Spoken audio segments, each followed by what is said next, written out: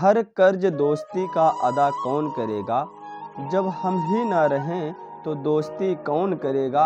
ए खुदा मेरे प्यारे स्टूडेंट्स को सलामत रखना, वरना एवियन कोचिंग सेंटर का नाम रोशन कौन करेगा। तो एक बार पुनः एवियन कोचिंग सेंटर के यूट्यूब चैनल पर आप सबका स्वागत है। आज के इस वीडियो सेशन में एक बेहतरीन topic 12th biology board exam के लिए महत्वपूर्ण टॉपिक कि डी हार्शे व मार्था चेज का प्रयोग जिन्होंने सर्वमान्य रूप से सिद्ध किया कि डीएनए ही आनुवंशिक पदार्थ है। पहले इसके बारे में कुछ समझते हैं, क्या है, इन्होंने किस पर प्रयोग किया।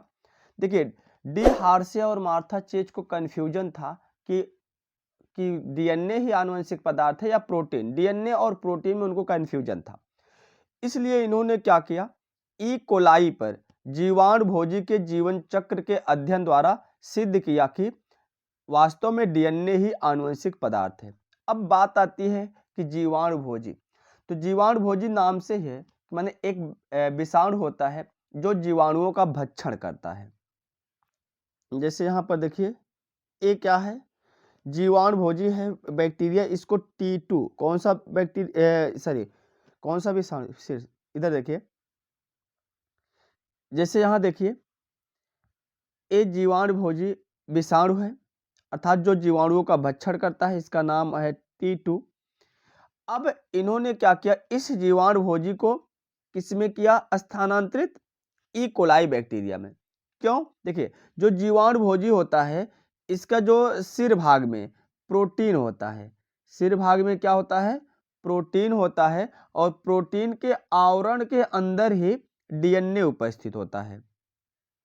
ठीक, और जो ये जीवाणु भोजी होता है ये केवल ई कोलाई में ही, ई कोलाई जीवाणु की जीवित कोशिका के अंदर ही जनन कर सकता है, क्योंकि पता लगाना था कि डीएनए आनुवंशिक पदार्थ है कि प्रोटीन आनुवंशिक पदार्थ है। ठीक, इतनी बात समझ में आई होगी। माने किस पर अध्ययन किया, ई कोलाई लिया और जीवाणु भोजी। जीवाणु भोजी क्या होता है, एक विषाणु होता है जो जीवाणु का क्या करता है, भक्षण करता है, उसका नाम क्या है, T2 है। ठीक, अब देखिए इसके लिए इन्होंने किया क्या, देखो, तो यहां से समझिए कि डीएनए को आनुवंशिक पदार्थ के रूप में सर्वमान्य रूप से सिद्ध करने का श्रेय D Hershey, Alfred D Hershey व मार्था चेज को जाता है। इन्होंने क्या किया, जो जीवाणु भोजी लिया इसको पहले नॉर्मल, देखिए इसमें देखा क्या गया कि जो डीएनए होता है, डीएनए फास्फोरस 32 जो होता है, नॉर्मल फास्फोरस नहीं, आपको पता होगा डीएनए में 3 चीजें होती है। डीएनए 3 चीजों से मिलकर बना होता है, कौन कौन से, आपको पता होगा, नाइट्रोजनी क्षारक हो गया, और क्या, डीऑक्सीराइबोस शर्करा होगा, फिर फास्फेट समूह, अर्थात डीएनए में क्या उपस्थित होता है, फास्फोरस, सल्फर नहीं उपस्थित होता है, इसमें क्या उपस्थित होता है, फास्फोरस। और जबकि जो प्रोटीन होता है, प्रोटीन में क्या उपस्थित होता है, सल्फर। तो इसके लिए इन्होंने क्या किया, जो जीवाणु भोजी लिया, जो विषाणु माने जो जीवाणु का भक्षण करने वाला विषाणु था T2, इसको क्या किया, 2 अलग अलग माध्यमों में संवर्धित किया। कहने का मतलब, उसको ऐसे माध्यम में रखा, एक ऐसे माध्यम में रखा जिसमें फास्फोरस 32 था, मतलब नॉर्मल फास्फोरस नहीं है, रेडियो एक्टिव फास्फोरस है। ठीक है, क्या है, रेडियो एक्टिव फास्फोरस है, जिसको बोलते हैं समस्थानिक। और दूसरा इन्होंने क्या लिया कि रेडियो एक्टिव सल्फर लिया। ठीक, 2 अलग अलग माध्यम में लेकर के उसमें क्या किया, उस जीवाणु भोजी को संवर्धित कराया। कहने का मतलब, जब संवर्धित कराएंगे, नॉर्मल तरीके से आपको जानना क्या है कि जो फास्फोरस 32 के जीन हैं इस जीवाणु भोजी में चले गए, और जो सल्फर 35 के जीन है इस जीवाणु भोजी में चले गए, तो ये फास्फोरस 32 वाला हो गया और ये क्या हो गया, सल्फर 35 वाला जीवाणु भोजी हो गया। कहने का मतलब, अब ये जो बनाएगा फास्फोरस 32 बनाएगा और अपना जीन, और ये क्या बनाएगा, सल्फर 35 बनाएगा। आपको पता है, अगर फास्फोरस 32 का जीन स्थानांतरित हुआ तो समझ जाएंगे डीएनए है, अगर सल्फर 35 का जीन स्थानांतरित हुआ तो समझ जाएंगे क्या है, प्रोटीन है। देखिए, तो दिया गया क्या कि हार्शे व मार्था चेज ने ई कोलाई को दो भिन्न संवर्धन माध्यम में संवर्धित किया। कहने का मतलब एक बार फास्फोरस 32 में, एक बार सल्फर 35 में। एक माध्यम में रेडियो सल्फर यस 35 व दूसरे माध्यम में रेडियो एक्टिव फास्फोरस 32 था। ठीक, फिर क्या हुआ, रेडियो एक्टिव सल्फर ने सल्फर युक्त अमीनो अम्ल से संबद्ध होकर के जीवाणुवीय प्रोटीन का निर्माण किया। हमने बताया ना प्रोटीन में क्या होता है, सल्फर 35 मतलब सल्फर होता है। तो सल्फर 35 लिया गया क्योंकि नॉर्मल सल्फर लिया नहीं गया, समस्थानिक लिया गया, तो इसलिए तो प्रोटीन का निर्माण करता है। जबकि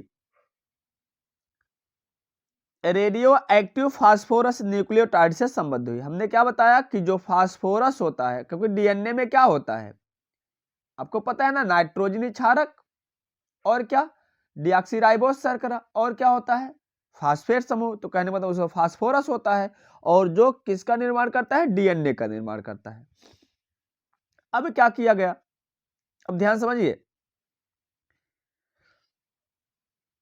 अब किया गया क्या कि इस जीवाणु भोजी को एक क्या फास्फोरस 32 वाला रेडियो एक्टिव फास्फोरस वाला जीवाणु भोजी, दूसरा रेडियो एक्टिव सल्फर वाला जीवाणु भोजी को दो अलग अलग ई कोलाई से जोड़ करके उसका अध्ययन किया गया।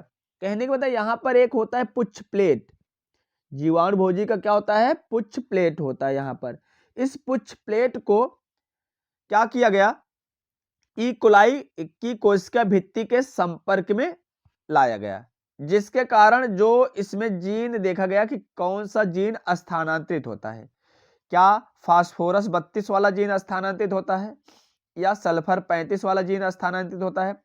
अगर फास्फोरस 32 का जीन स्थानांतरित होगा तो बता देंगे डीएनए आनुवंशिक पदार्थ है, अगर सल्फर 35 का जीन स्थानांतरित होगा तो बता देंगे प्रोटीन आनुवंशिक पदार्थ है। तो इसके बाद डी हार्शे व मार्था चेज ने अध्ययन किया, अध्ययन करके इन्होंने क्या किया, इसे ई कोलाई में स्थानांतरित किया गया। दोनों ही स्थिति में प्राप्त संततियों का क्या किया गया, परीक्षण किया गया, उसका अध्ययन किया। और दोनों का जब परीक्षण में पाया कि जो चिन्हित प्रोटीन युक्त विषाणु है, मतलब जीवाणु भोजी, कौन सा जीवाणु भोजी है, T2, जिसमें क्या था, प्रोटीन युक्त था, जिसमें सल्फर 35 था, वह जीवाणु को चिन्हित करने में असमर्थ रहा। कहने का मतलब उसके जो जीन हैं ई कोलाई में स्थानांतरित नहीं हुए, जबकि जो फास्फोरस 32 कौन सा था, फास्फोरस 32 वाला जीवाणु भोजी था, वह जीवाणुओं को चिन्हित करने में सक्षम था। कहने का मतलब वह क्या किया, अपने इस जीन को ई कोलाई बैक्टीरिया में स्थानांतरित किया। इससे सिद्ध क्या होता है कि डीएनए ही आनुवंशिक पदार्थ है और प्रोटीन आनुवंशिक पदार्थ नहीं है। इस प्रकार से सर्वमान्य रूप से अल्फ्रेड डी हार्शे व मार्था चेज ने सिद्ध किया कि डीएनए ही आनुवंशिक पदार्थ है। उम्मीद करता हूं आप सबको यह समझ में आ गया होगा। इसको एक बार लिख लेना आप लोग, बोर्ड पेपर में या 5 अंक का क्वेश्चन पूछा जाता है।